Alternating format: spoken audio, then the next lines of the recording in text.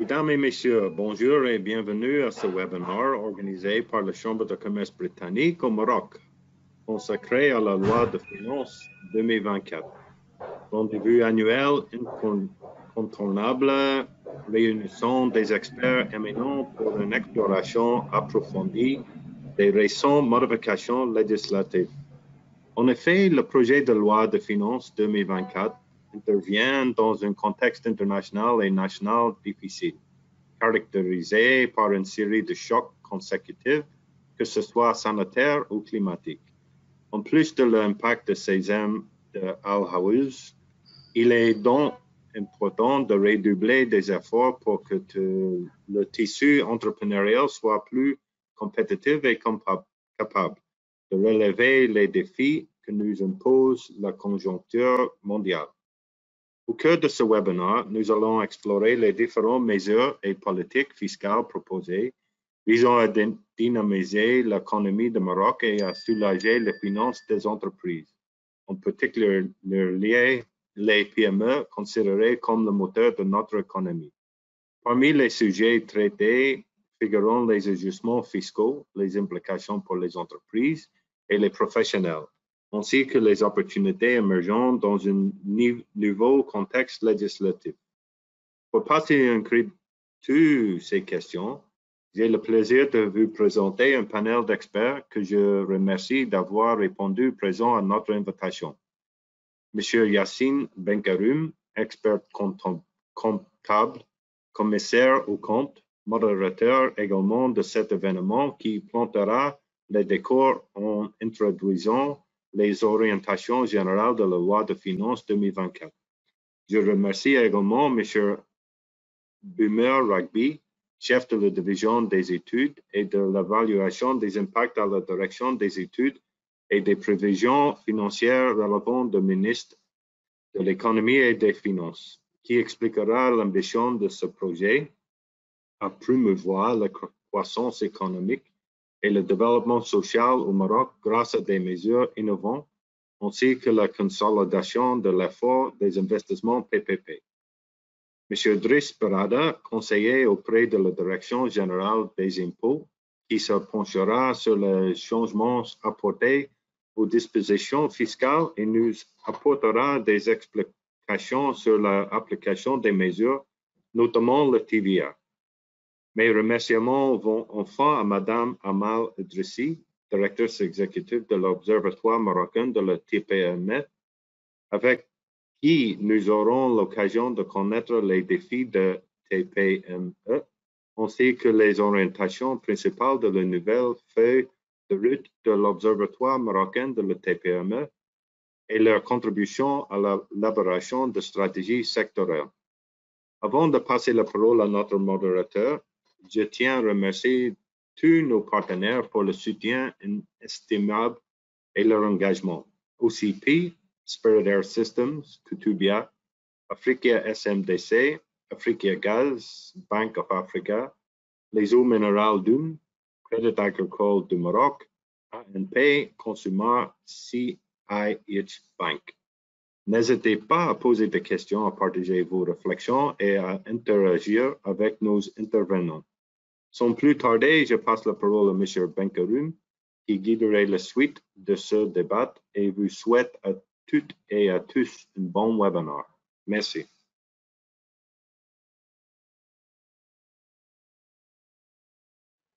Thanks, Mr. Stephen. Je vais dire un petit mot en anglais, mais next time we try to do this in English, since we start drinking tea with milk. So, je me permets.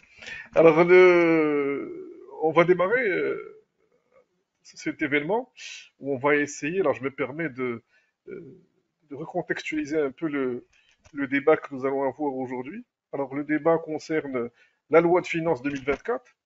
On va essayer de voir aussi quels sont les axes particuliers qui ont été mis en place à travers cette loi de finances. Et c'est vrai que nous sommes aussi dans un contexte particulier, dans un contexte post-Covid très mouvant, où nous avons aujourd'hui beaucoup d'incertitudes géopolitiques et conjoncturelles. On a vu que, par exemple, ce matin dans la presse, on parlait du coût du fret qui a été multiplié par 3. Donc c'est vraiment des incertitudes importantes Et on va essayer un peu de brosser, je veux dire, les principaux axes de ces changements et donc dans quel contexte a été établie la loi de finances 2024. Et on essaiera de mettre en évidence les principales mesures qui concernent les PME. Et puis on verra bien évidemment aussi avec l'Observatoire des PME quelles sont ses particularités, c'est-à-dire le champ d'intervention de l'Observatoire et donc de tous ces sur l'ensemble de ces champs. Je voudrais alors tout d'abord, on va démarrer par le macro. Le macro, c'est, on va donner la parole tout de suite à Sergui qui va nous parler de ce contexte macro, de cette loi de finances, dans quel contexte elle a été établie. Sergui est le chef de la division des études et d'évaluation des impacts au ministère de l'économie et des finances. Et je pense que nous avons vraiment besoin aujourd'hui d'avoir cette vision, j'allais dire macro, sur le contexte actuel. Alors beaucoup de, je me permets, mais nous avons reçu des questions écrites. Et c'est vrai que dans les questions écrites que nous avons reçues, en réalité, beaucoup de questions ne sont pas forcément liées à la loi de finances en tant que telle, mais parlent parfois vraiment de conjoncture, de problématiques de financement. C'est pas la thématique, j'indique en tant que telle de ce webinaire, mais on essaiera malgré tout d'aborder certains axes liés à ces, j'allais dire à certains, notamment j'ai vu beaucoup de choses qui concernent le financement, des questions qui ont été posées.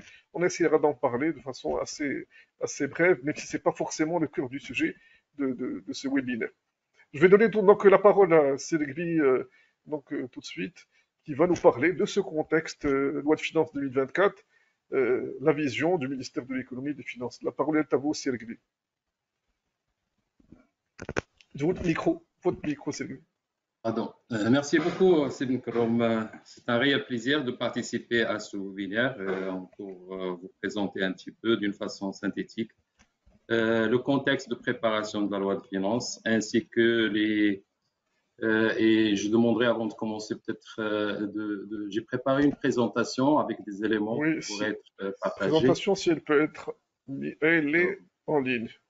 Voilà, et donc je continue. Mon intervention concernera essentiellement les principales hypothèses retenues pour le cadrage macroéconomique qui sert à l'élaboration des différentes dispositions de la loi de finances, les grandes orientations et priorités retenues, ainsi que les principaux programmes en matière de dépenses précisés au niveau de la loi de finances 2024. Il y a également des mesures qui concernent le volet fiscal, mais ce sera peut-être l'intervention de mon collègue, M. Blada.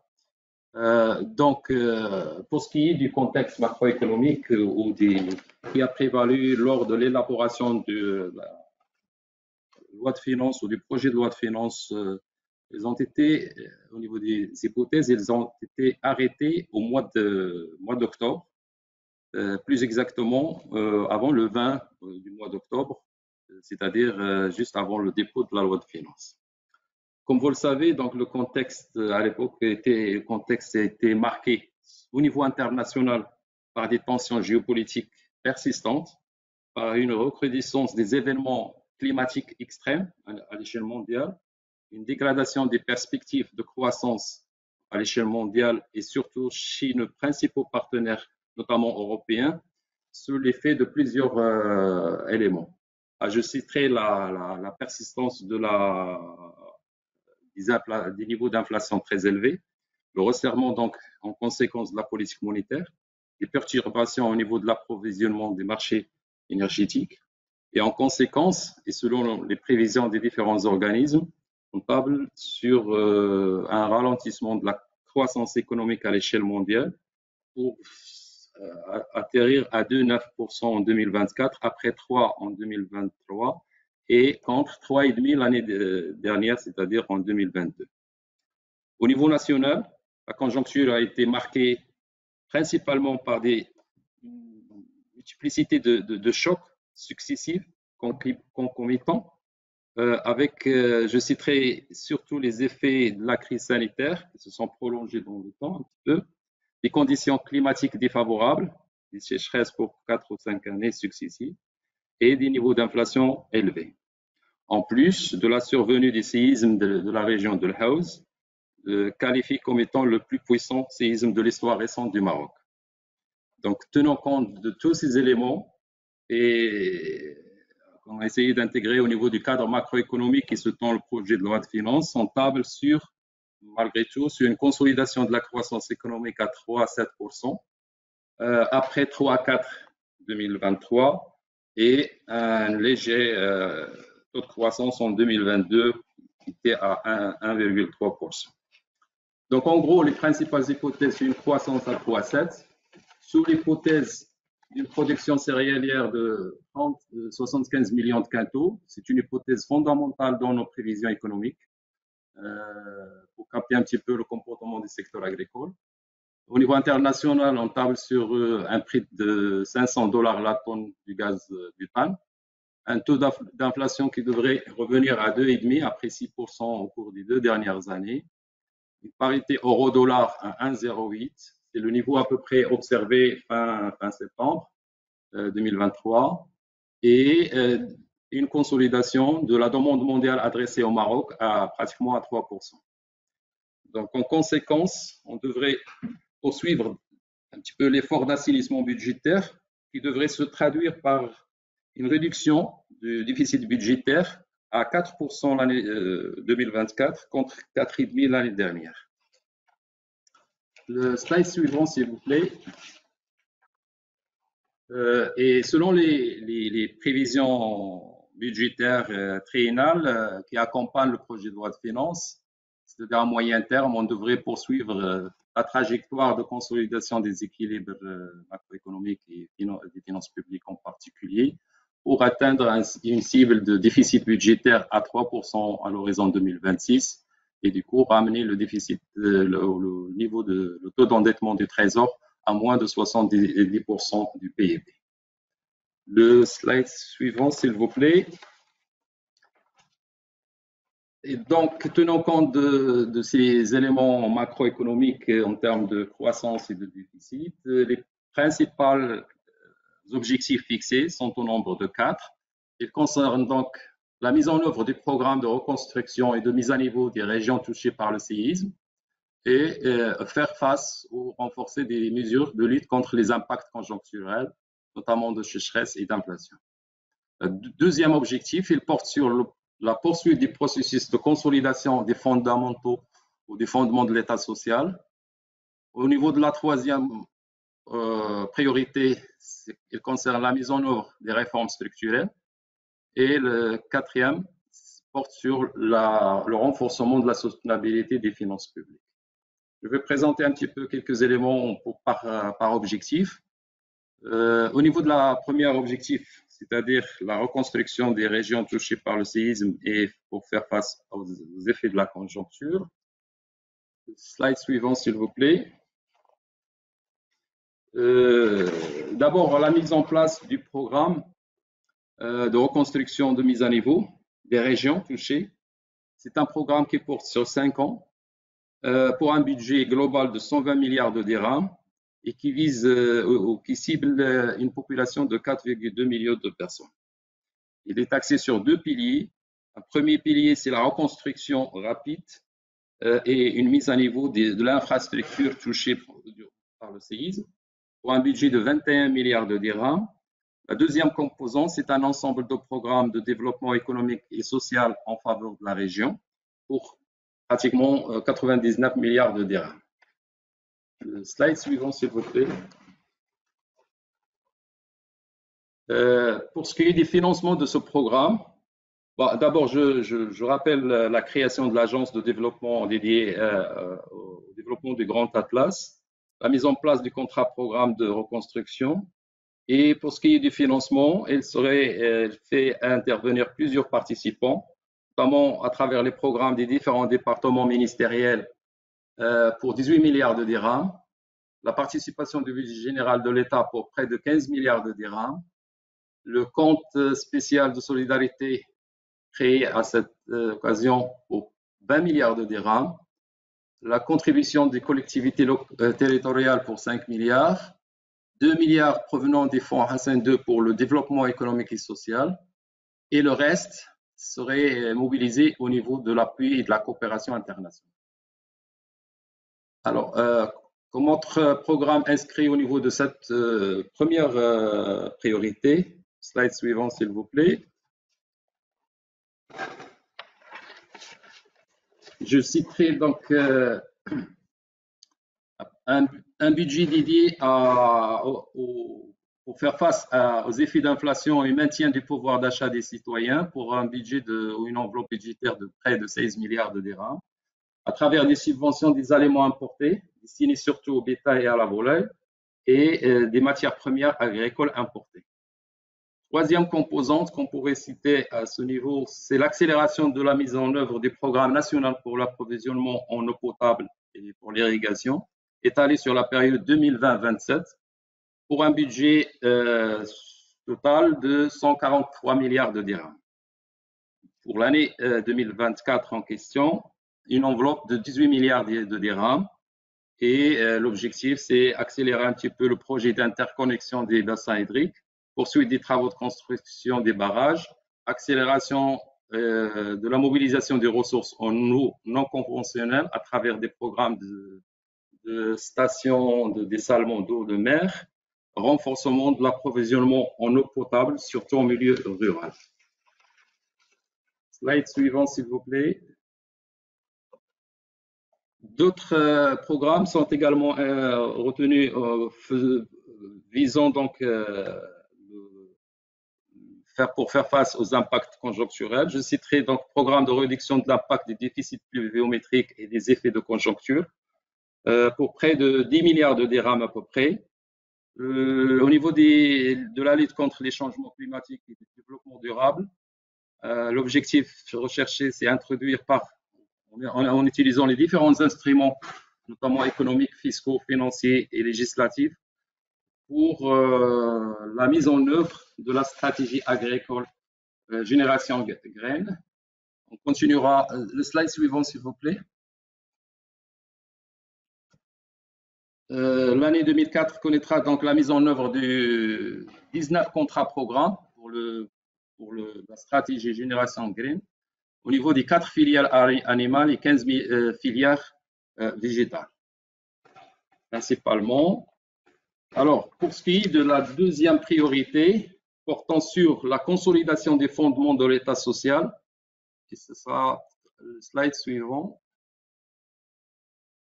Encore. Alors, je vous rappelle donc la mise en œuvre du chantier royal portant sur la généralisation de la protection sociale. 2024, donc ce sera la poursuite de la généralisation de l'AMO, assurance maladie obligatoire, surtout pour les ménages vulnérables, pour un budget de 9 milliards et demi, avec la mise en œuvre du programme d'aide sociale directe qui a démarré en décembre pour près de 25 milliards de dirhams programmés pour l'année 2024, ce qui fait que pour ce volet-là, 35 milliards sont programmés pour l'année 2024. Alors, pour accompagner ce chantier de généralisation de la protection sociale, il est nécessaire d'une refonte du système national de la santé. Et donc, l'année 2024 connaîtra donc la poursuite des travaux de construction d'un certain nombre de CHU, notamment à Rabat, à Agadir et à Laayoune. Le lancement de nouveaux CHU, je citerai celui de Rachidia, Bni Mellal et Guilmim. Et ça, c'est pour un budget de pratiquement 31 milliards de dirhams, en augmentation de 2 milliards 6 par rapport à l'année dernière. Slide suivant, s'il vous plaît. Alors, pour ce qui est de la mise en œuvre de la feuille de route 2022-26 portant réforme du système d'éducation, c'est un secteur prioritaire avec une enveloppe budgétaire de 74 milliards, renforcée avec un budget additionnel de 5 milliards de dirhams, sans entrer dans le détail des objectifs de ce programme, auquel je citerai également le programme relatif au logement.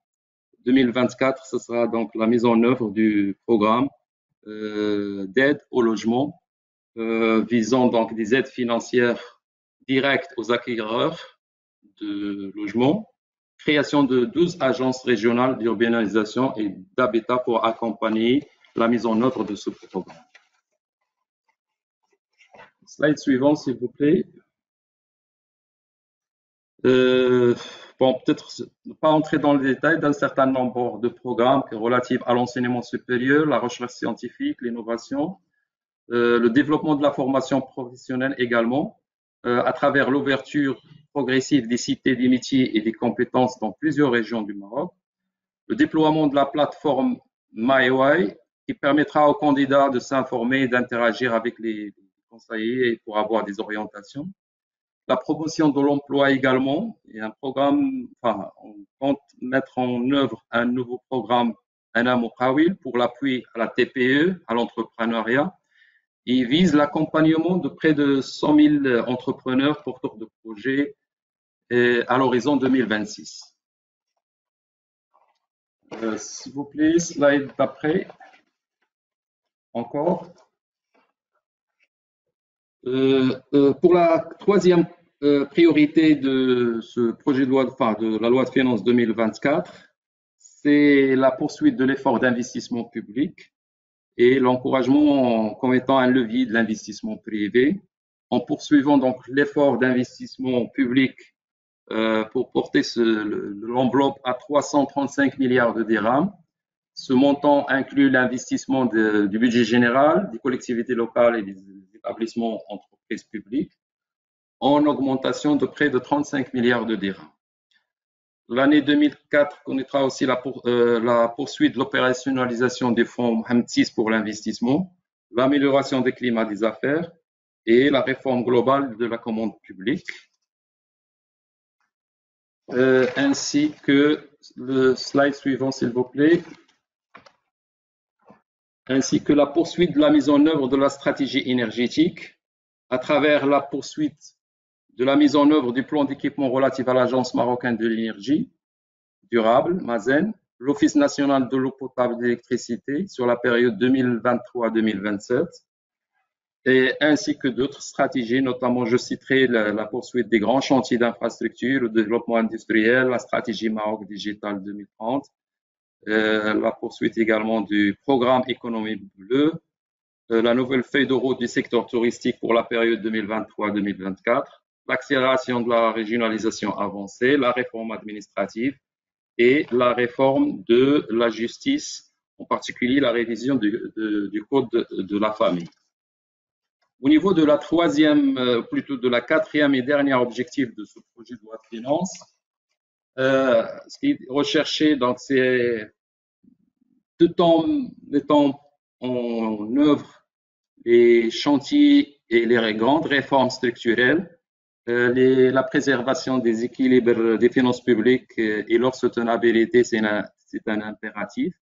Et le rechercher à travers donc la poursuite de la mise en œuvre de la réforme fiscale, la mobilisation de nouvelles ressources, notamment à travers le développement des nouveaux mécanismes de financement, la rationalisation de la gestion du portefeuille public à travers la réforme des établissements et entreprises publiques et la rationalisation des dépenses de fonctionnement de l'État. Donc voilà un petit peu les principaux programmes sectoriels retenus comme prioritaires au niveau de cette loi de finances.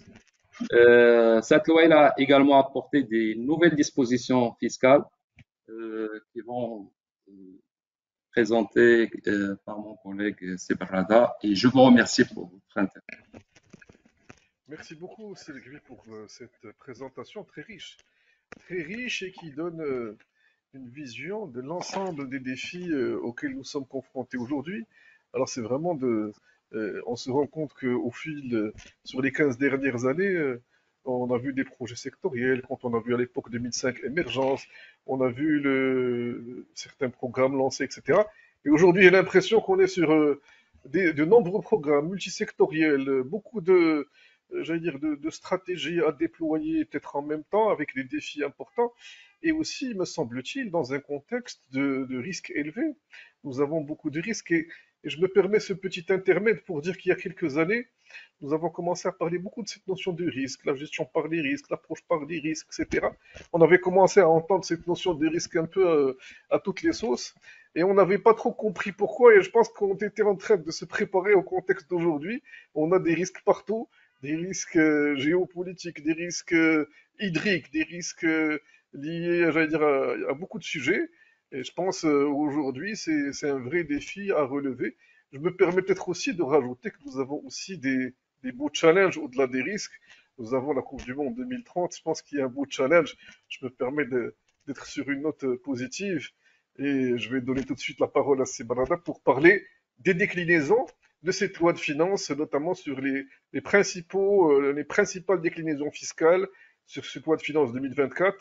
Et par la suite, on essaiera bien sûr de débriefer sur le sujet. Sebarada, la parole est à vous.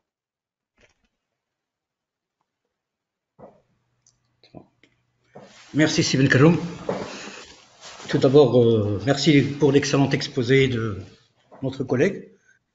Alors, s'agissant un petit peu de ce qui a été introduit au niveau de la loi de finances 2024, c'est une loi de finances qui est très très riche. Donc, comme vous le savez bien, donc, le slide suivant si vous voulez, comme vous le savez bien, donc, dans le cadre de la continuité de la mise en œuvre de la loi cadre 69-19, portant réforme fiscale, la loi de finances de l'année budgétaire 2024 a introduit la réforme de la TVA. Donc, cette réforme vise en gros 3 objectifs. Le premier objectif, il est d'ordre social, et ce pour soutenir un petit peu le pouvoir d'achat des ménages. Le deuxième objectif, c'est d'assurer à moyen terme la neutralité économique pour converger vers une neutralité fiscale totale pour l'entreprise. Et le troisième est un objectif d'équité fiscale et de rationalisation des incitations fiscales. Alors, ça c'est le cadre slide suivant si vous voulez.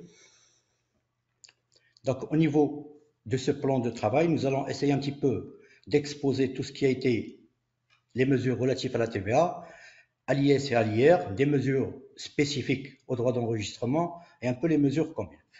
Slide suivant. Alors, s'agissant de la TVA, le premier point un petit peu pour soutenir le pouvoir d'achat des ménages, c'est un certain nombre de produits qui étaient au taux de 14 et de 7 qui sont passés au taux de 0. Donc, ils ont été exonérés. Le premier produit phare étant les produits pharmaceutiques. Donc, avant l'entrée en vigueur de la loi des finances 2024, les produits pharmaceutiques étaient soumis au taux de 7%. Donc, avec la loi de finances, tous les produits pharmaceutiques et les intrants dans la fabrication des produits sont exonérés avec droit à déduction. Donc, voilà quelque chose, une avancée extraordinaire en matière de soutenir la consommation des ménages. Le deuxième exonération phare aussi, c'est l'exonération des fournitures scolaires et des matières premières entrant dans leur fabrication.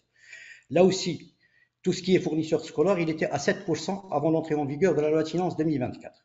Donc le législateur a bien voulu exonérer pour inciter un petit peu à la scolarisation et accompagner tout ce qu'a dit notre collègue sur le premier exposé. Alors le troisième élément, c'est l'exonération de l'eau destinée à l'usage domestique. Donc, l'eau qui était destinée à l'usage domestique était à 7%. Donc là aussi, donc, il y a eu des arbitrages. Donc c'est un texte qui a changé au niveau de entre la première chambre et la deuxième chambre. Donc actuellement, l'eau destinée à l'usage domestique est exonérée aussi. Il est au taux 0. Enfin, il y a l'exonération du beurre, dérivé du lait. Là, c'était un produit qui était à 14%, à l'exception du beurre artisanal qui est à 0%. Donc le taux est passé à 0%. Et enfin, nous avons l'exonération des conserves de sardines, du lait en poudre et du savon de ménage. Tous ces produits étaient à 7%, ils passent à 0%. Slide suivant.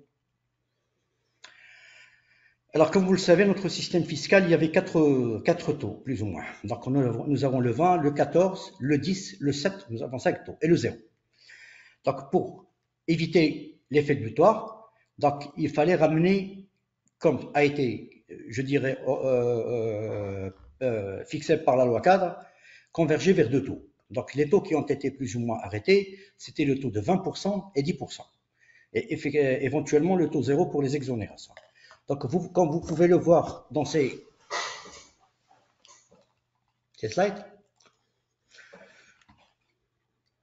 Pardon. Donc, alors, cet alignement de taux va se faire de manière progressive sur la période 2024-2026. Donc, le passage du taux actuel au taux cible va se faire un petit peu de manière progressive. Donc, la première baisse qui a été enregistrée, c'est la réduction progressive du taux TVA applicable à l'énergie électrique. Donc, l'énergie électrique actuelle, de sources renouvelables. Actuellement, il est à 14%. Donc, en 2025-24, il passe à 12%. Et 2025, il passe à 10%. Alors, pour ce qui est de l'énergie électrique et de l'allocation de compteurs d'électricité, actuellement, l'énergie électrique, il est à 14%. Donc, celle-là, il va passer à 20%. Mais avec un point bien précis, c'est qu'il ne va pas impacter les prix à la consommation des ménages, parce que les prix sont fixés TTC. Donc, il passe de 14 en 2023 à 24, à 16 en 24, 18 en 25, pour atteindre le taux cible de 20%. Pour ce qui est des compteurs électriques, donc actuellement, ils sont à 7%, ils passent aussi à 20%, et ça, 11, 15 et 20. Alors, pour ce qui est de la vente d'eau au réseau de distribution publique d'irrigation, il passe de 7 à 10%. L'eau pour les ménages, il passe de 7 à 0, et celui pour les réseaux d'irrigation, il passe de 7 à 10%.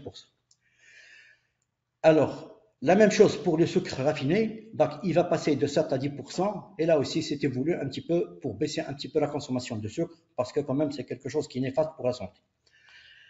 Pour ce qui est des opérations de transport urbain, donc comme vous le savez, donc ça c'est un point qui a fait beaucoup de débats au niveau de la première chambre et de la deuxième chambre, mais finalement le législateur a bien voulu baisser ce taux de 14 à 10%. Donc en 2024 c'est 13%, 25 c'est 12%, et à 26 c'est 10%. Pour ce qui est des opérations de transport aérien et de transport maritime, ils passeront de 14 à 20%, selon les taux qui sont un petit peu dans les slides, donc c'est 16, 18 et 20. Alors pour ce qui est de la voiture économique, qui est actuellement à 7%, il passe à 10% en 2024. Et enfin, donc les prestations de services rendues aux entreprises d'assurance et les démarcheurs, donc ils passent de 14 à 10%, donc 14, 12 en 24 et éventuellement 10% en 25. Slide suivant. Alors comme on a dit donc 2024, nous avons que deux taux. Le taux de 10% et le taux de 20%, avec bien sûr le taux de 0%. Alors, pour ce qui est des mesures qui concernent l'intégration du secteur informel et la rationalisation des incitations fiscales, la première mesure est une mesure assez intéressante, c'est l'adoption d'un régime optionnel d'autoliquidation.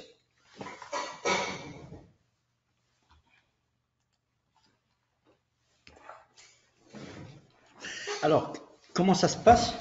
Actuellement, il y a des gens qui s'approvisionnent auprès de fournisseurs qui sont soit exonérés, soit hors champ d'application de la TVA. Donc, ils ne peuvent pas déduire de la TVA. Et ça implique un petit peu la trésorerie en matière TVA. Donc, il aurait offert, donc la loi de finances 24 a donné cette opportunité, c'est qu'ils peuvent facturer la TVA, la reverser au trésor et ils peuvent la déduire. Donc, c'est un nouveau concept qui vient d'être introduit, mais que vous allez voir au niveau de 2025 va subir énormément de changements parce que quand même c'est quelque chose de très intéressant pour converger vers une neutralité fiscale totale. Alors le deuxième, je dirais les mesures un petit peu dont on devrait discuter un petit peu, c'est l'institution d'un nouveau régime de la retenue à la source en matière de TVA. Donc c'est nouveau. Donc comme vous le savez, quand on débattait un petit peu en 2023, dans les finances 2023, donc il y avait l'introduction de la retenue à la source en matière d'IS et en matière d'IR pour les prestataires de services. Maintenant, c'est au niveau de la TVA. Là, c'est pour améliorer le recouvrement de manière générale de la TVA. Alors, au niveau de ces deux mesures, qu'est-ce qui se passe? D'abord, aujourd'hui, généralement, les fournisseurs, les clients, les fournisseurs normalement, qui soit vendent du matériel ou là dans des prestations, sont dans l'obligation de fournir une attestation de régularité en matière de déclaration et de paiement de la TVA. À défaut, le client doit opérer la retenue à la source et la verser au trésor. Alors, pourquoi ça a été introduit? On a pu constater durant ces dernières années qu'il y avait une montée en charge très importante de l'émission de factures fictives. Donc, ce mécanisme permet aujourd'hui à tous ceux qui ne sont pas, je dirais, dans le circuit officiel, de ne plus pouvoir collecter la TVA. Alors, le deuxième élément, c'est pour les prestataires de services. Alors, pour les prestataires de services, quoi qu'ils fournissent l'attestation, le client est obligé d'opérer une retenue à la source de 75%, mais qui ouvre droit au remboursement si jamais le crédit d'impôt l'impôt payé est supérieur au dû. Donc, voilà deux mesures. Donc, et l'entrée en vigueur de ces deux mesures, c'est à partir du 1er juillet. Donc, à partir du 1er juillet, toutes les entreprises doivent demander à leurs fournisseurs de leur présenter une attestation de régularité fiscale, laquelle est obtenue de manière automatique sur le site internet de la DGI. À défaut, ils doivent opérer la retenue à la source et la verser au Trésor. Alors, le troisième élément, c'est la restauration de l'obligation de conservation de biens d'équipement pendant une durée de 60 mois. Alors, avant, en 2013, nous avons ce mécanisme, c'est-à-dire quand vous achetez un bien en exonération, obligation faite de le garder en actif pendant une période minimale de 5 ans. Maintenant, c'est 60 mois. À défaut de conserver ce bien pendant les 5, vous devez payer, vous devez régulariser la TVA au prorata des années pour lesquelles la conservation n'a pas été effectuée. Donc, c'est quelque chose qui revient.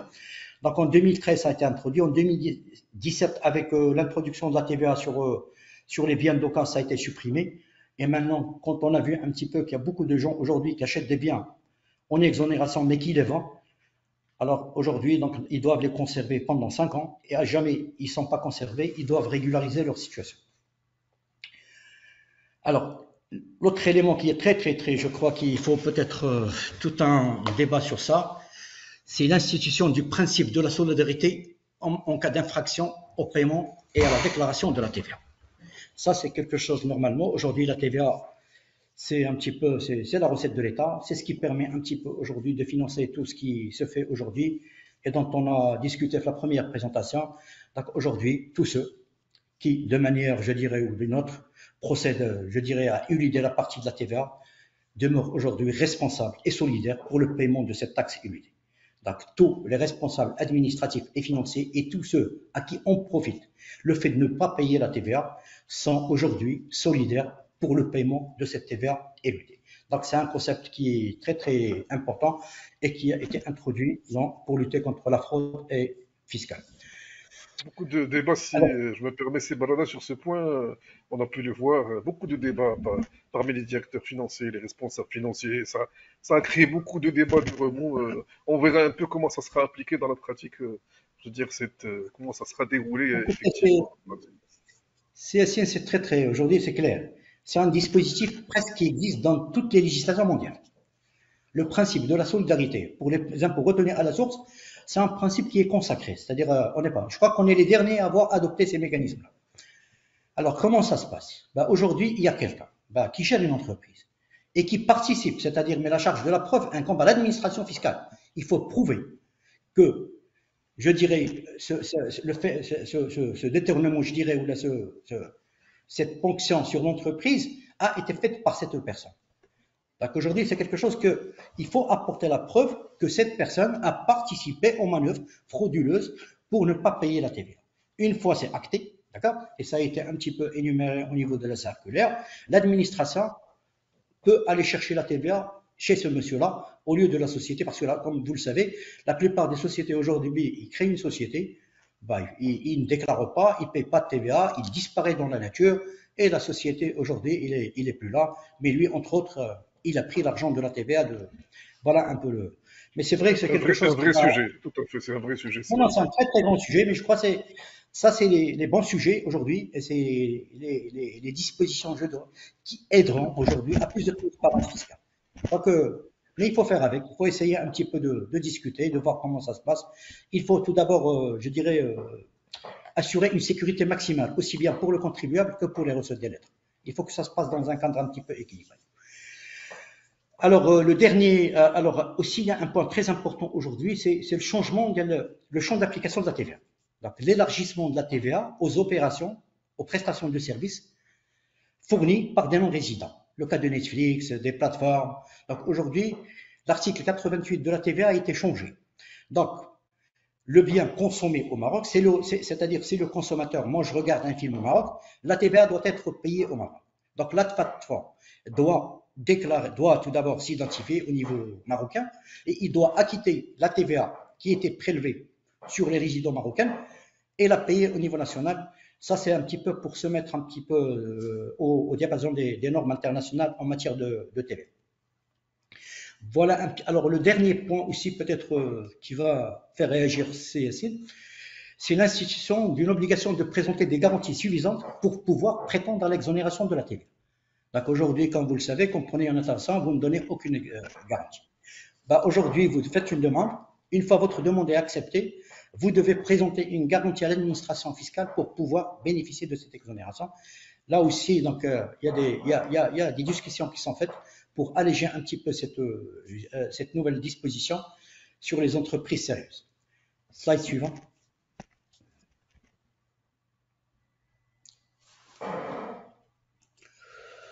Alors, il faut 2 jours pour expliquer cette loi de finances.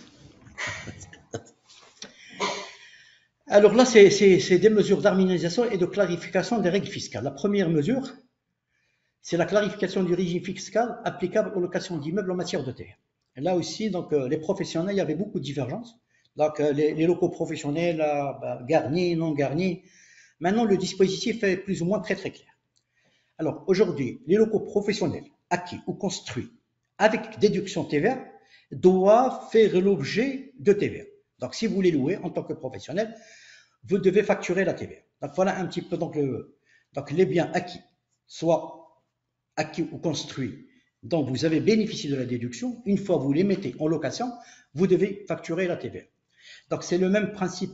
Alors, la deuxième mesure aussi qui a été, donc, c'est une clarification. Comme vous le savez, autrefois, quand vous êtes créditeur en matière de TVA, quand vous déposez une déclaration, il y a la réduction du crédit de 15%. Donc, ça un petit peu, gêne un petit peu au niveau, je dirais, des déclarations des entreprises. Donc, il faut rectifier tout ça. Donc, ce mécanisme a changé aujourd'hui. Et maintenant, c'est 15% d'amende sur le crédit de la période qui sera émise et qui devrait être payé. Alors, il y a aussi une clarification concernant le délai de forclusion lié au droit de déduction. Comme vous le savez aujourd'hui, quand vous achetez quelque chose, si vous ne le déduisez pas dans une année, suivant la période de la déclaration, vous perdez le droit à la déduction. C'est ce qu'on appelle la forclusion en matière de TVA. Donc, c'est quelque chose de très, très sévère aujourd'hui. Maintenant, c'est une sanction qui devrait être appliquée à cette déduction qui était pratiquée hors délai, c'est-à-dire dans plus que 12 mois, les 15% de montant, et vous gardez votre droit à déduction. Donc, c'est une évolution, je dirais, positive pour l'entreprise. Mais le droit de 4 ans, la prescription quadriennale, demeure en vigueur. Alors là aussi, exonération à l'intérieur des redevances et droits de licence dont la valeur est incluse dans la base d'imposition. Comme vous le savez aujourd'hui, quand vous importez des choses soumises à licence et tout ça, donc au niveau de la douane, de la SAP lors de la douane, donc les droits de licence ou les droits, ils sont incorporés dans le prix. Donc c'est comme on payait doublement la TVA. Une TVA à l'intérieur, à l'importation et une TVA à l'intérieur. Donc pour éviter cette double imposition, donc à l'intérieur, cette TVA a été exemptée. Alors, il y a l'élargissement du champ d'application de l'exonération aux coopératives de la TVA qui produisent des services pour l'agriculture. On attend un décret pour voir un petit peu les modalités réglementaires, pour voir comment ça va se passer. Il y avait une clarification concernant les engins et les filets de pêche. Donc, il y a une liste nominative qui a été donc, au niveau du Code général des impôts. Et enfin, donc, voilà un peu. Slide suivant. Alors, pour ce qui est des mesures spécifiques à l'impôt sur les sociétés et à l'impôt sur le revenu, la première étant la clarification du taux d'IS à appliquer lorsque le bénéfice net atteint ou dépasse 100 millions de dirhams, soit à des produits non courants. Comme vous le savez, quand vous passez pour les grandes entreprises aujourd'hui le taux de 35%, quand vous passez pour une année, vous devez rester au moins 3 ans. Donc, si cette augmentation de bénéfices est due à des produits non courants, vous ne payez le taux de 35% que sur l'année où vous avez réalisé les produits non courants. Vous revenez à votre 20% l'année d'après. Alors, le deuxième élément étant la déduction des cotisations sociales des professionnels travailleurs indépendants et passants. Donc, dans le cadre de l'accompagnement de la généralisation de l'assurance maladie obligatoire, donc il est déductible du résultat net réel ou le résultat net spécifié, donc les cotisations sociales prévues dans ce cadre-là. Troisième élément, c'est le relèvement de taux d'abattement forfaitaire applicable au cachet des artistes. Donc, avant l'entrée en vigueur de la loi de finances 2024, donc les cachets offerts aux artistes étaient soumis à 30% non libératoires avec un abattement de 40%. L'abattement de 40% a été augmenté à 50%. Alors, dernièrement, il y a la clarification de prix d'acquisition à considérer en cas de cession des valeurs mobiles, en cas de détermination de profond foncier, la cession des biens acquis par héritage.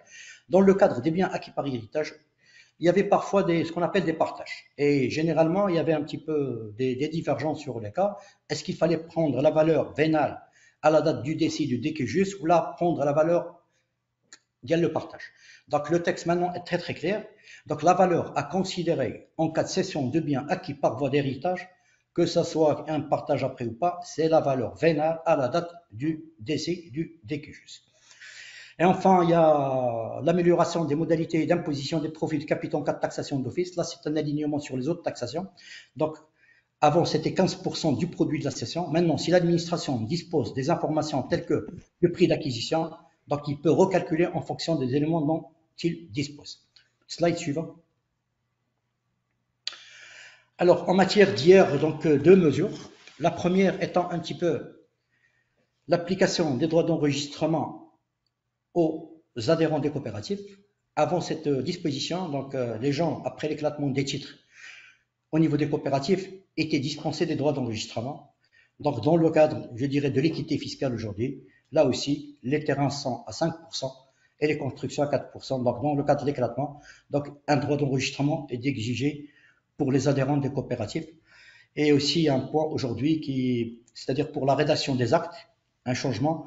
Donc, tous ceux qui rédigent les actes, les ados, les notaires et tout ça aujourd'hui, sont dans l'obligation de ne rédiger l'acte que s'ils disposent de l'attestation, je dirais, de paiement des impôts, taxes d'habitation, taxes d'éligibilité et la TNB, et la taxe sur les terrains non bâtis. Et ils doivent mentionner l'article de la taxe d'habitation, la taxe d'éligibilité dans les actes.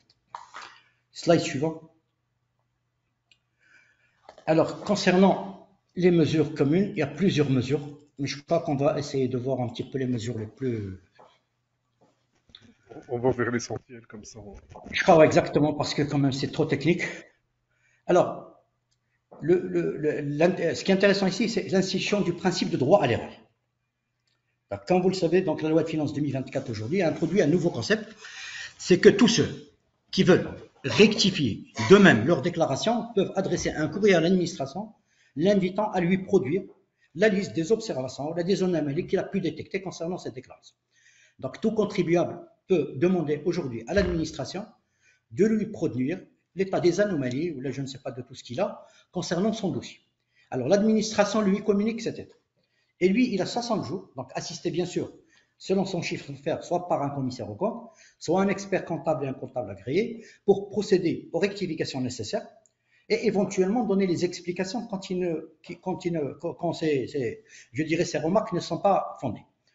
Alors, une fois donc déposé cette déclaration rectificative, il est dispensé des pénalités et des majorations. Il ne paye que les intérêts de retard, les 5% et les 0,5%. Donc ça, c'est quelque chose, et je crois qu'il y a beaucoup de sociétés très structurées aujourd'hui qui recourent à ce nouveau procédé, qui est le procédé de droit à l'erreur, qu'il faut peut-être un petit peu communiquer beaucoup sur eux. Donc tous ceux aujourd'hui qui ont un doute sur leur déclaration, sur leur manière à faire, donc ils ont un audit fiscal gratuit par l'administration fiscale, en plus de la remise des pénalités et des majorations. Alors, la suppression commission recours abus de droit, ça très technique, révision de la procédure. Alors, le deuxième élément phare aujourd'hui, c'est la révision de la procédure de la vérification de la situation d'ensemble. Donc, c'est une procédure qui a été complètement clarifiée. Même les revenus ont été revus aujourd'hui. Donc, dans le cadre de la révision de la situation, donc les gens reçoivent un avis de vérification. On a changé le nom de contribuable par personne physique. Toute personne physique peut faire l'objet d'une procédure aujourd'hui de révision dans le cadre de la situation d'ensemble, et c'est une procédure contradictoire avec un avis de vérification, avec un débat oral et contradictoire. Donc c'est tout un mécanisme qui a été, je dirais, prévu par cette loi de finances 2024, la situation des entreprises, l'harmonisation. Donc, voilà un petit peu, je crois, les autres éléments, s'il y a un élément de débat, je crois que c'est trop... mais si vous voulez que je discute, je peux discuter. Merci beaucoup, Sebrada, pour... Alors, comme toujours, votre présentation est synthétique, elle va à l'essentiel, elle réussit la gageure de traiter l'essentiel en un laps de temps très optimisé, j'allais dire. Donc, merci encore une fois. On est parti, je pense, pour les participants, ils ont eu droit à une revue des points essentiels, objectifs, actions.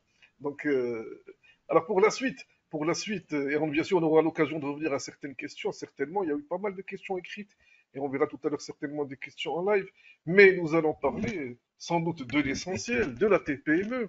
C'est la TPME qui crée l'emploi en réalité, c'est la TPME qui constitue le socle d'une économie, c'est quelque chose qu'on connaît un peu de par le monde.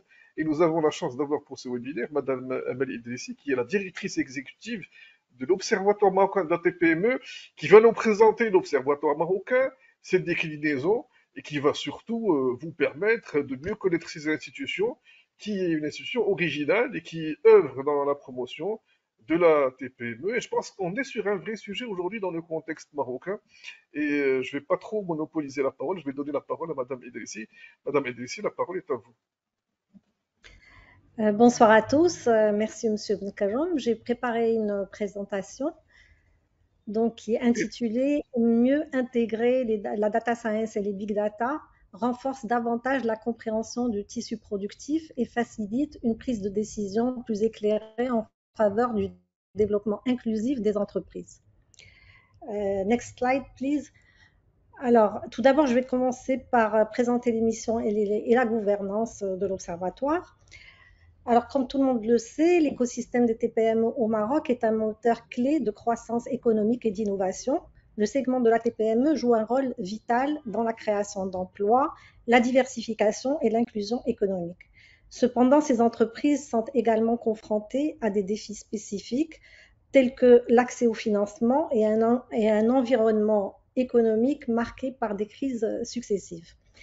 La mise en place de politiques et de stratégies nécessite des analyses approfondies de niveau microéconomique basées sur un dispositif informationnel fiable et exhaustif afin d'appréhender les caractéristiques de base des entreprises et les facteurs qui contribuent à leur croissance ou freinent leur développement. Alors au Maroc, si plusieurs institutions nationales disposent de bases de données sur les entreprises répondant à des besoins de gestion interne, il n'existait pas, jusqu'à la création de l'Observatoire, de système permettant de consolider et de qualifier ces données à des fins d'analyse multidimensionnelle et temporelle. L'Observatoire est venu remédier tout d'abord à l'inexistence dans notre pays d'un tel système. La production de statistiques fiables et actualisées permet une meilleure connaissance du segment de la TPME au niveau régional et sectoriel, permettant notamment aux pouvoirs publics et aux acteurs économiques de prendre des décisions en termes de stratégie d'appui et de mesurer l'impact des politiques de support au développement des TPME. Cette vision globale et consolidée nécessite l'investissement et la coopération de toutes les parties prenantes, notamment les administrations productrices de données sur les comportements économiques et financiers de l'entreprise. C'est ainsi que l'Observatoire dispose d'un tour de table qui comporte pratiquement tous les acteurs du développement de l'entreprise, à savoir Banque El Maghreb, le ministère de l'économie et des finances qui est représenté par la DGI et par la DEPF, le ministère de l'Industrie, le HCP, la CNSS, l'OMPIC, Samuilcom, Maroc PME, le GPBM et la CGEM. En 2022, deux ministères nous ont rejoints, le ministère de la Transition numérique et le ministère de l'Inclusion économique. Le slide suivant, s'il vous plaît. Alors, l'opérationnalisation de l'Observatoire s'est articulée autour de chantiers structurants. Tout d'abord, l'échange de données avec les producteurs de l'information sur l'entreprise sur la base de conventions d'échange de données. En 2017, on a signé des conventions avec la DGI, avec la CNSS, avec Banque El Maghreb, l'OMPIC et le ministère de l'Industrie et du Commerce. Et dernièrement, on a signé une autre convention avec Maroc PME. Alors, le travail effectué est novateur dans le sens où c'est la première fois que l'on construit une base de données centralisée à partir de la fusion de sources multiples provenant des différentes administrations en charge de la TPME et de l'entreprise en général. Alors, pour le cadre technique et scientifique, l'action de l'Observatoire s'articule autour de la data science et des technologies de big data. Alors, nous utilisons ces technologies parce qu'ils procurent une robustesse et une puissance de calcul, surtout face à la volumétrie importante de données que nous traitons. Justement, en termes de volumétrie, il est important de souligner que l'Observatoire produit des indicateurs et réalise ses études à partir d'une base de données qui regroupe la quasi-exhaustivité des entreprises formelles au Maroc. C'est-à-dire qu'on n'utilise pas ce qui est utilisé classiquement, l'échantillonnage. On va travailler sur des bases de données qui sont quasi exhaustives. Alors, nous répondons aux demandes des départements ministériels qui nous sollicitent pour contribuer à la quantification des problématiques liées aux entreprises en mettant en place des outils d'aide à la décision. Par exemple, nous avons accompagné le ministère de l'Investissement dans le dimensionnement du dispositif spécifique d'appui à l'investissement pour les TPM dans le cadre du déploiement de la nouvelle charte d'investissement. Un autre exemple, l'accompagnement du ministère de la TPE sur le programme Ana Muqawi. Alors, nous travaillons aussi en collaboration avec les organismes internationaux tels que la Banque mondiale, le FMI, la Banque africaine de développement et d'autres, qui font appel à l'Observatoire pour collaborer sur des études économiques et financières d'envergure. Alors, grâce à ce dispositif qui a été mis en place, nous avons publié 4 éditions du rapport annuel, 2 éditions de rapports régionaux qui couvrent les 12 régions du pays. De telles publications étant de nature à enrichir le dispositif informationnel accompagnant le processus de régionalisation. Nous avons aussi publié un cahier sectoriel et de nombreuses études ad hoc, telles que l'étude sur les entreprises Zambie en collaboration avec la DEPF, ou encore la participation à l'enquête nationale sur les pratiques anticorruption des entreprises marocaines menée par l'INPPLC, ainsi qu'une collaboration avec la Banque mondiale sur la publication du suivi sur la situation économique du Maroc, intitulée « De la résilience à la prospérité ». Alors, toutes ces publications montrent la diversité des sujets qui peuvent être traités et solutionnés par la data science et les technologies du big data. Pardon, Madame Edélissi, je me permets juste de rebondir sur un point, mais des formations professionnelles obligent, je vais me permettre. Est-ce que finalement, lorsque je vais rapprocher toutes ces bases de données, j'ai les moyens de détecter en fait des divergences? Parce que je vous donne un exemple réel. Dans certains cas, nous connaissons par exemple une entreprise, nous allons acheter son bilan sur Direct Info, OnPeak, et nous ne le retrouvons pas, par exemple. Est-ce que finalement, c'est des choses que vous allez relever? Est-ce que c'est des anomalies qui vont être communiquées, etc. Parce que c'est l'information financière, un peu c'est le nerf de la guerre, mais je parle en tant qu'expert comptable. Dans certains cas, nous sommes amenés à aller acheter un bilan d'une société donnée, parce que c'est une acquisition, parce que c'est ci, c'est cela, et parfois nous ne trouvons pas ces informations, et que les entreprises acceptent de payer la pénalité de 10 000 à 50 000 dirhams, et de ne pas déposer leur bilan. Est-ce que finalement, cette data science, cette occasion de rapprocher les bases de données, est-ce qu'il permettrait quelque part d'avoir une action, ou bien on est seulement sur l'exploitation à titre, j'allais dire, d'études je veux dire, est-ce qu'il n'y a pas quelque part un moyen d'aller plus loin? Je me pose cette question, hein, je me permets. Alors justement, le croisement de ces bases de données permet d'améliorer la qualité des données qu'on traite. Parce qu'on va choisir l'information la plus pertinente et la plus probablement juste, comme on dit en termes statistiques, qu'on va mettre dans la base consolidée. Alors, par rapport aux données que nous recevons, on peut recevoir la même information de plusieurs institutions, telles que l'emploi pour la CNSS, on a deux sources, la date de création, les données sur les bilans, c'est soit la DGI, soit l'OMPIC, et le fait de croiser ces bases de données permet de voir les incohérences, permet d'enrichir les bases de données, donc d'enrichir la ligne qui va correspondre à une entreprise par les informations qui la décrivent, et c'est un moyen d'améliorer la qualité de l'information. Je ne sais pas si je réponds à votre question, mais votre question, c'était quand on achète un bilan chez Direct Info, on peut avoir des bilans qui sont pas corrigés ou qui sont pas corrects. Qui peuvent sans doute, vous avez ce que j'allais dire, vous pouvez trouver un bilan OMPIC qui ne correspond pas sans doute à la base de données DGI. C'est un exemple. Oui, bien sûr. Vous pouvez trouver un bilan OMPIC qui n'est pas le même. Vous voyez ce que je veux dire? Est-ce qu'il y a moyen? Vous voyez ce que je veux dire? L'idée, c'est comment fiabiliser. C'est-à-dire, je vais choisir à ce moment-là quelle donnée je vais choisir. Je vais faire un choix sur une donnée. Je veux dire, comment dépasser un peu ce sujet? Alors, nous avons des groupes de travail avec les différents fournisseurs de données qui nous permettent d'étudier la fiabilité de l'information, et nous avons établi des règles de gestion qui permettent de choisir l'information qui va être la plus juste à mettre dans la base consolidée. Donc, sur toutes les variables, on a des règles de gestion qui permettent de choisir et d'améliorer notablement la qualité des bases de données sur lesquelles nous travaillons. Et nous allons voir dans la suite de la présentation qu'on a mis en place un processus de restitution de ces bases de données qui sont fiabilisées, enrichies aux fournisseurs de données qui nous ont fourni la donnée initiale, et c'est un processus qui est déjà opérationnel pour Banque El Maghreb, pour le ministère de l'Industrie, pour l'OMPIC et pour la CNSS. Donc je pense que voilà. Donc on va passer au slide suivant. Alors le slide suivant, je vais donner les résultats du dernier rapport qui a été publié donc en fin 2023. Pour la situation économique, les analyses mettent en évidence que la structure du tissu productif des entreprises reste toujours fragmentée, avec les TPME qui représentent 99,6%. Globalement, les TPME contribuent à 26% du chiffre d'affaires et à 35% de la valeur ajoutée, malgré leur prédominance en termes d'effectifs. On peut aussi constater que la dette financière des entreprises se concentre principalement dans le crédit bancaire, représentant 99,5%. Les TPME ont bénéficié de près de 43% de l'encours total des crédits.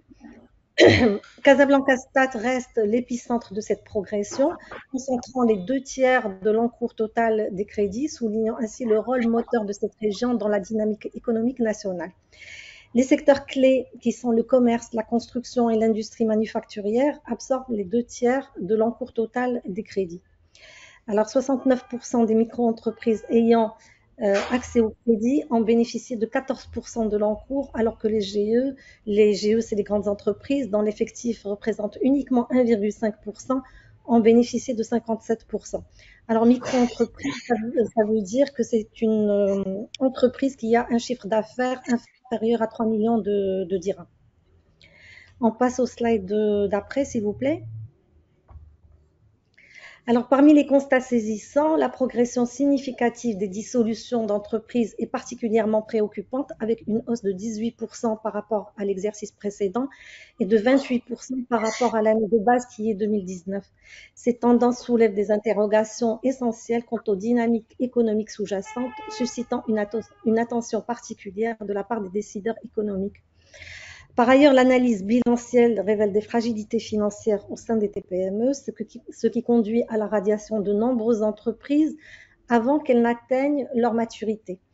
En effet, 50% des radiations concernent les entreprises ayant moins de 5 ans d'exercice. Le slide d'après, s'il vous plaît.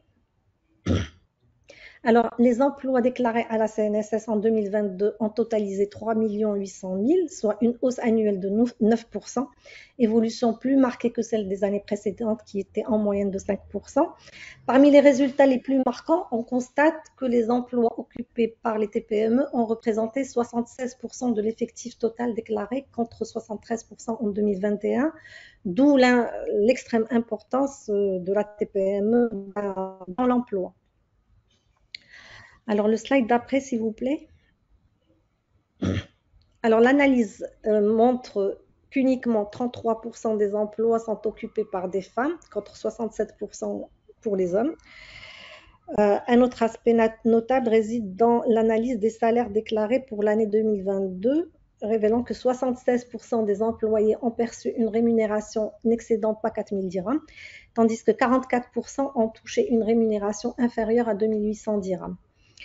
Ces chiffres démontrent l'ampleur du sous-emploi au Maroc, aussi bien pour les hommes que pour les femmes, mais il est plus accentué pour les femmes avec 51% comparé à 40% pour les hommes, pour les employés hommes.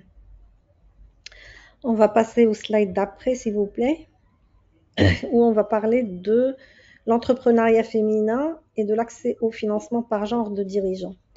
Donc là aussi, les inégalités entre les genres sont reflétées également par le nombre des entreprises dirigées par des femmes, leur part étant limitée à 16,2%, quasi stable par rapport à l'année précédente. Cette part est encore plus faible dans les grandes entreprises, il est autour de 12,7%. En ce qui concerne le financement en fonction du genre, du dirigeant, les entreprises dirigées par des femmes représentent 13% de l'effectif et bénéficient uniquement de 13,6% de l'encours total, avec une prédominance particulière dans la région de Casablanca. Je vais passer à la dernière partie de ma présentation, donc le slide d'après, s'il vous plaît. Alors, on va parler du plan de la feuille de route 2024 et du plan stratégique 2024-2026. Donc, les deux précédents plans stratégiques ont permis de mettre en place la structure de gouvernance et les prérequis nécessaires à la production et de bien avancer sur les fondements d'un dispositif informationnel conforme aux normes internationales, robuste et adaptable, capable d'assimiler de nouvelles données au fur et à mesure de leur disponibilité. Grâce à la collecte continue des données auprès des partenaires, l'Observatoire a mis en place un répertoire quasi exhaustif des entreprises formelles et actives. Donc, on ne traite pas encore tout ce qui est informel. Ce répertoire offre une multitude de possibilités de requêtage et d'analyse permettant d'explorer en profondeur le paysage entrepreneurial marocain, d'autant plus que nous commençons à disposer des séries qui permettent la modélisation des phénomènes économiques à partir de 2017 pour certaines variables et qui peuvent remonter jusqu'à 2012 pour d'autres variables. Et le nouveau plan stratégique prend en compte les enseignements des précédents plans stratégiques de l'Observatoire, l'impact des crises successives sanitaires, économiques, géopolitiques et climatiques, les ambitions du Maroc pour réaliser une croissance économique plus soutenue, l'instauration de diverses réformes entreprises par les autorités publiques telles que la stratégie nationale d'inclusion financière, les réformes sur le plan social. Et notre objectif est de continuer à mettre notre expertise data au service des départements ministériels et des institutions internationales afin de développer ce levier d'aide à la décision. Alors pour cela, nous allons élargir notre base de données en incluant les données sur les investissements, l'agriculture, les exportations, les coopératives, ainsi que les données alternatives. Cette expansion vise à enrichir nos thématiques d'analyse du tissu productif pour identifier les forces, les faiblesses et les opportunités, aidant ainsi les décideurs et les acteurs clés à prendre des décisions éclairées. On a aussi prévu d'aider les régions qui peuvent utiliser les instruments que nous produisons pour concevoir des politiques locales spécifiques, tenant en compte les caractéristiques et les besoins des entreprises dans chaque territoire, contribuant ainsi à une croissance économique plus équilibrée et plus inclusive. Alors, parallèlement, nous continuerons le chantier de fiabilisation dont vous avez parlé et de qualification des données que nous collectons en s'appuyant sur les technologies, sur des techniques avancées de traitement de données comme le text mining et le web scraping. Ces chantiers nous permettent de participer à l'amélioration de la qualité des bases de données sources au Maroc, puisque nous avons mis en place, comme je l'ai déjà dit, un processus de restitution opérationnel pour Banque El Maghreb, le ministère de l'Industrie et du Commerce, la CNSS et l'ONPIC. Un autre pilier de notre stratégie est de développer le développement continu de nos dispositifs statistiques et de notre expertise en data science dans le but de rester alignés sur les meilleures pratiques. Nous allons renforcer notre communication en adoptant une vulgarisation visant à expliquer de manière accessible les méthodologies utilisées, en mettant l'accent sur la data science et les techniques de modélisation.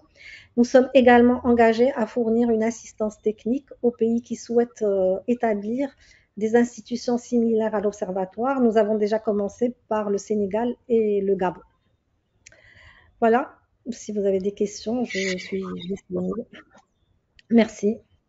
Merci beaucoup, Madame Bidelsi, pour votre présentation très claire et qui donne qui nous donne tous une vision sur l'Observatoire marocain de la TPME, qui nous permet de mieux voir un peu l'évolution de ce tissu économique dont on parle beaucoup, mais c'est vrai que nous avons toujours eu ce manque d'informations pour apprécier le tissu marocain, pour apprécier les entreprises en veille, le vrai sujet qu'on a aujourd'hui dans le contexte marocain, entreprises en veille. Je me permets ce petit point parce que les chiffres, me semble-t-il, des dissolutions ne sont pas forcément les vrais chiffres, parce que certains préfèrent rester en veille, vu la complexité parfois de la liquidation-dissolution.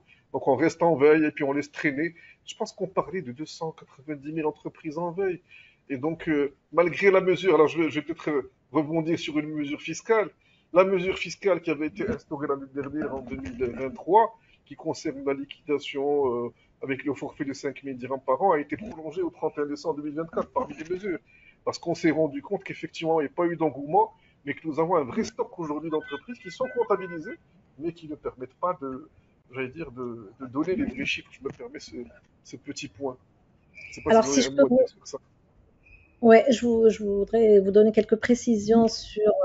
Tout d'abord, ce que j'ai présenté, c'est vraiment une très petite synthèse de tous les indicateurs qui sont dans le rapport annuel. Alors, concernant la dissolution ou la radiation, il y a plusieurs définitions.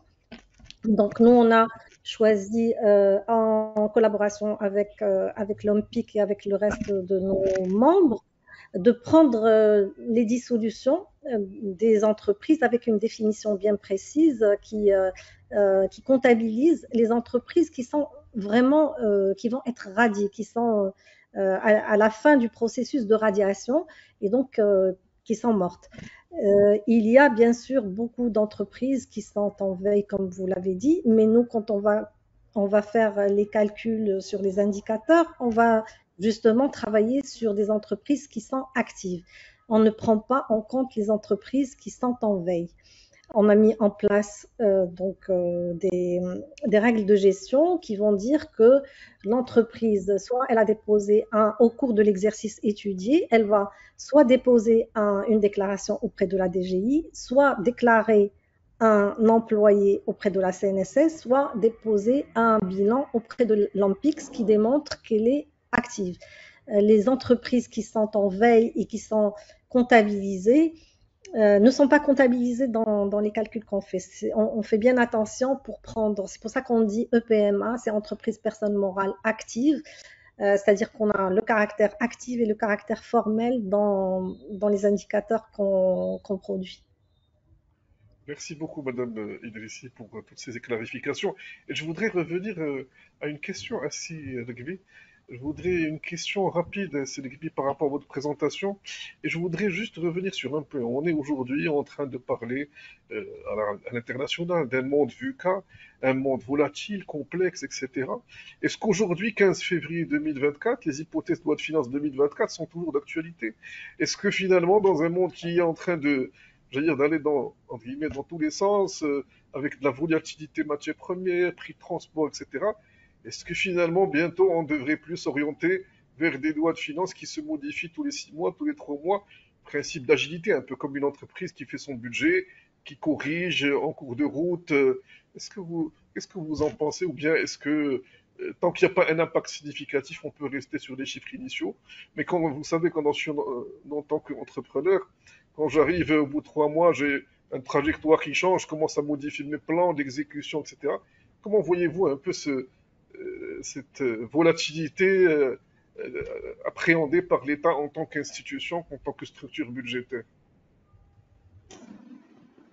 Oui, effectivement, Monsieur Krom, effectivement, donc ces dernières années, avec les successions de crises, comme vous l'avez souligné, la prévision et les débats.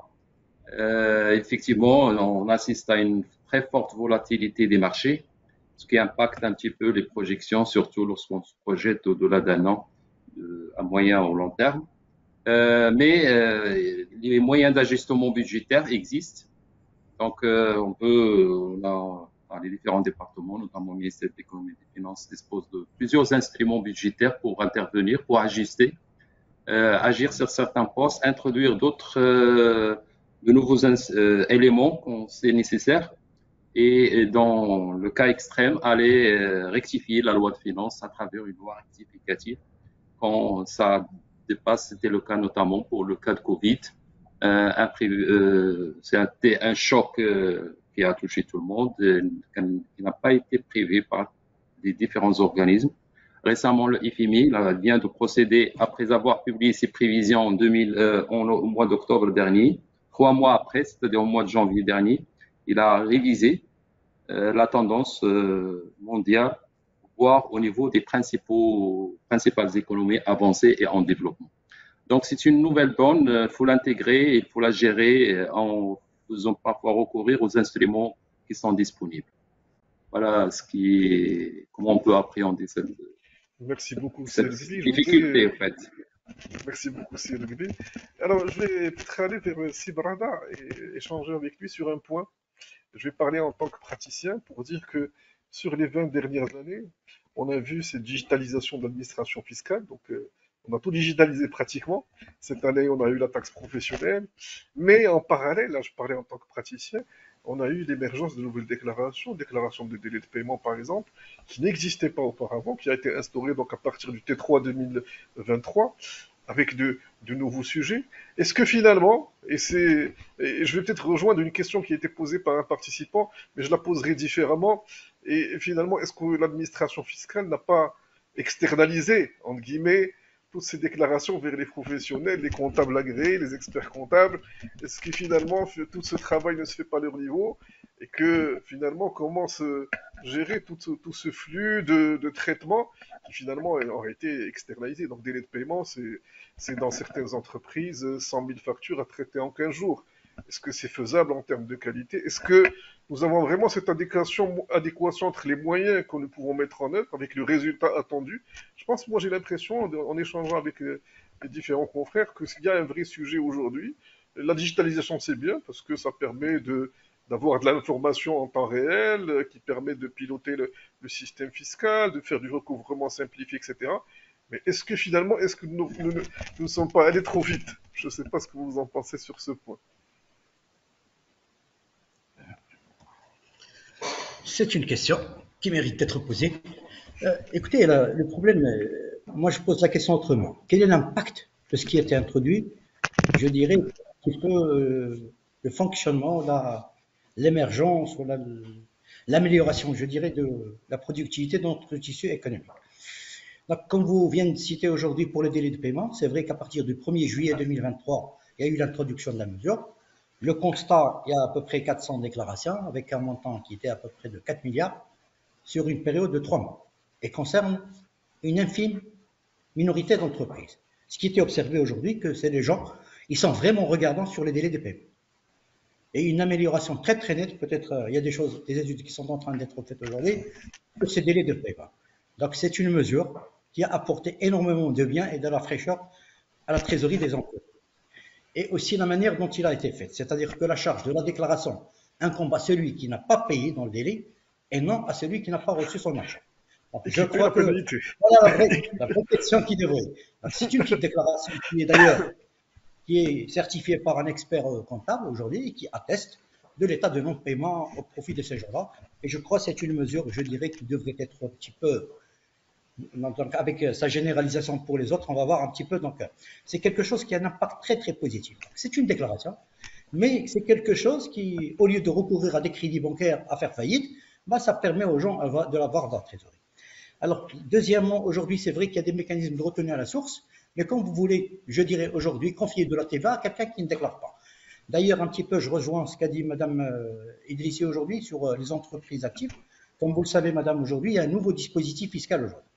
Donc, l'administration, aujourd'hui, il met de côté tous ceux qui sont inactifs. Les gens qui n'ont pas déposé les déclarations pendant les 3 dernières années et pour lesquels il n'y a pas d'exercice effectif de l'activité. Donc, ces gens-là, aujourd'hui, ils ne sont ni relancés, ni taxés, et ils sont extraits de fichiers parce qu'un petit peu, je dirais, ça fausse tout ce qui est données de conformité, tout ce qui est tissu économique et tout ça. Donc, je crois qu'il y a quelque chose qui est fait au niveau de l'administration fiscale et qui peut profiter énormément à l'observatoire. Donc, aujourd'hui, toutes les entreprises qui n'ont exercé aucune activité, qui n'ont pas réagi, il n'y a pas de déclaration, rien du tout, et qui n'ont pas de siège social, tout d'abord. Et ces gens-là, qu'est-ce qu'ils font? Ils délivrent des factures. Donc la loi aujourd'hui est venue et dire que ces gens-là, même si jamais ils vous donnent une facture, vous ne devez pas payer. Vous devez retenir la TVA et la reverser au trésor. Parce que c'est des gens-là qui ne peuvent pas et qui ne peuvent pas, à qui on ne peut pas confier de l'argent de l'État. Donc voilà un petit peu les nouvelles, je dirais, retenues qui ont été. Je crois ce qu'il faut dire, c'est comment peut-on réussir ces chantiers, comment peut-on aider les gens pour que ces process soient fluides, soient rapides. Et si jamais il y a quelques petits, je dirais, dysfonctionnements, il faut les régler Moi, je me permets, oui, sur ça, c'est clair que la question, elle est complexe. Parce qu'en réalité, face à des gens de mauvaise foi, comment être de bonne foi? C'est ça le vrai sujet. Et je me permets peut-être, maintenant, avec l'instauration, je me permets de parler un peu de la pratique. Aujourd'hui, l'attestation de régularité, malheureusement, on peut se retrouver aussi avec des gens de mauvaise foi qui vont utiliser l'attestation de régularité sur une année. Je vais créer l'entreprise une seule année parce que tant que je fais mon dépôt de déclaration, j'ai l'attestation de régularité. Je ne vais être entre guillemets en rouge que la fin de l'année ou lorsqu'on va se rendre compte des croisements. C'est-à-dire, je ne sais pas comment la chose va se faire au niveau de la DGI, mais aujourd'hui, ce que je remarque, c'est que quelqu'un qui dépose ses déclarations, il peut les déposer un néant, il a l'attestation de régularité. Il n'a pas forcément tout renseigné, vous voyez ce que je veux dire. Là, je me permets d'aller faire sur un point particulier. L'idée, c'est que vraiment, je ne sais pas ce que vous en pensez, Sébalada, sur ce point. L'idée est je crois qu'aujourd'hui, les entreprises collectent la TVA pour le compte. C'est des percepteurs. Ils collectent pour le compte de l'État. Donc, on ne peut pas faire confiance à des gens qui ne sont pas conformes, qui ne travaillent pas de toute manière. Alors, le vrai problème aujourd'hui, c'est vrai, il va y avoir toujours des sociétés qui vont recourir à... C'est-à-dire que les gens évoluent en fonction du dispositif fiscal. Aujourd'hui, les gens, ils ont un cartable, un cachet, ils sont en train de vendre des factures. Et comme vous le savez, le marché est inondé par ces factures-là. Aujourd'hui, ils ne peuvent plus. Donc, il faut qu'il y ait une activité effective. Il faut qu'il y ait de la marchandise.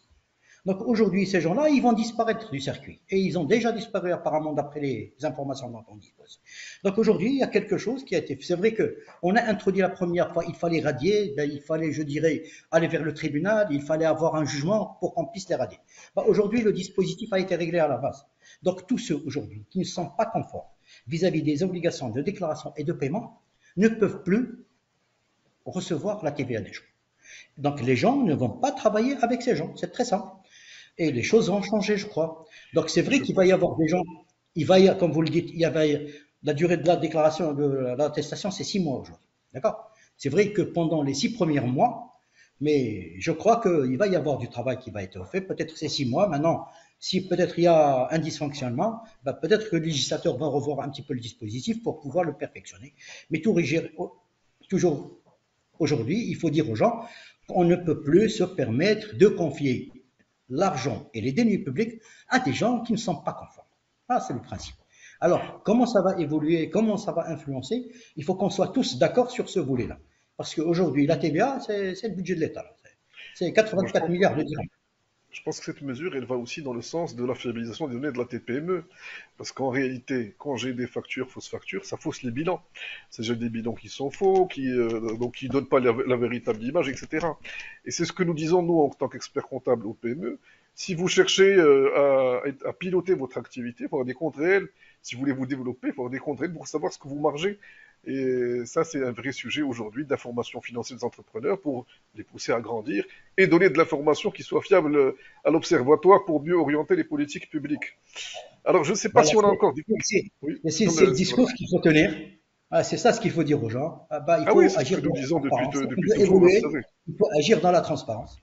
Vous savez, nous avons toujours dit à nos clients, moi depuis une vingtaine d'années, nous disons à nos clients, si vous venez chez nous pour avoir des vrais comptes, tant mieux, parce qu'on peut vous conseiller, sinon ça sert à rien. On ne peut pas vous conseiller sur des comptes qui sont faux, vous n'aurez aucune stratégie, donc c'est vraiment du bon sens, c'est la réalité. Alors, je ne sais pas si nous avons des questions encore qui sont en live, parce que, AFF, je ne sais pas si on a des questions en live éventuellement qu'on peut traiter. Sinon, je pense qu'on a fait un peu le tour de la question. Je ne sais pas si nous intervenons encore un mot à dire. Peut-être je passerai tout à l'heure pour dire un dernier mot. Et essayer peut-être de dire un dernier mot et puis de clôturer un peu de notre session qui a été, je pense, intense et intéressante pour toutes les personnes qui ont suivi ce webinaire. Madame Idriss, la parole est à vous. Oui, moi je voudrais rebondir sur votre proposition de faire, pas une loi de finances plus qu'une fois par an, mais l'idée de travailler sur ce qu'on appelle le nowcasting on a déjà commencé à en discuter avec la DEPF et avec la DGI pour avoir un dispositif où on intègre de nouvelles informations pour permettre justement aux décisions du ministère des Finances où on peut injecter ces informations presque en temps réel. Pas en temps réel, mais de manière mensuelle ou trimestrielle pour avoir des informations plus fraîches qui permettent d'orienter justement les politiques C'est pas encore fait, mais c'est en discussion et je pense qu'on va avancer là-dessus. Et un deuxième point, c'est qu'on travaille beaucoup avec la DGI sur la fiabilisation des données, sur les définitions, comment définir une entreprise qui est active ou pas. Et effectivement, si les informations qui sont mises dans les bilans sont fausses, ce qu'on va produire, nous on n'invente rien du tout, hein. Ça, on prend on croise les données, on analyse, etc. Et on propose des outils d'aide à la décision. Si ces informations sont au départ sont fausses, effectivement, ça va entraîner des résultats qui sont faux et ainsi de suite. Et donc c'est un cercle vicieux qu'on souhaite interrompre. Voilà. Merci beaucoup, Madame Edessi. Je pense aussi que nous avons des vrais sujets, puisqu'aujourd'hui nous avons l'émergence de l'intelligence artificielle générative, nous avons des vrais sujets d'actualité, et surtout pour notre génération qui a connu la télé blanc et noir et aujourd'hui qui voit l'intelligence artificielle, c'est assez compliqué, j'allais dire, à assimiler. Bon, mais on essaye de rester dans l'air du temps. Je ne sais pas si, Elgri, si vous avez un dernier mot pour ce webinaire, avant de clôturer cette session, si vous avez un dernier mot.